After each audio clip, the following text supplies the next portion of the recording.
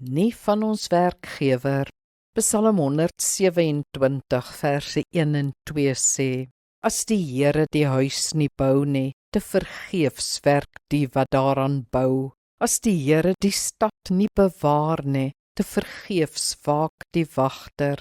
Te vergeefs dat julle vroeg opstaan, laat opbly, brood van smarte eet.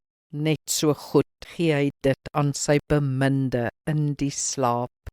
Om te bid, gee ons vandag ons daaglikse brood, beteken dat ons brood van God kom. Ons voorsiening, waarvoor brood hier die simbool is, kom nie van ons werkgewer of kliënte af nie. Dis nie die gevolg van ons opleiding, ervaring of harde werk nie. Dit kom van God af, want sonder hom sou ons nie 'n werk of opleiding gehad het nie, of hard kon werk nie.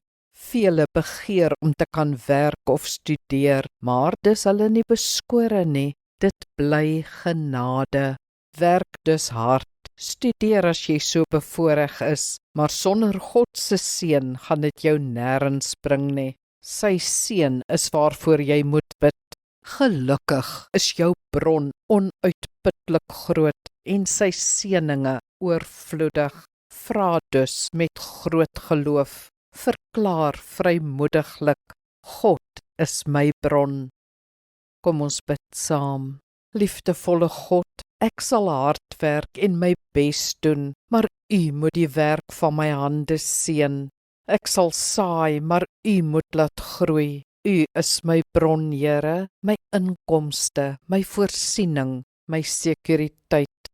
Ek vra met geloof, seën my Vader, en ontvang dit in Jesus naam. Amen. Die Here seën jou.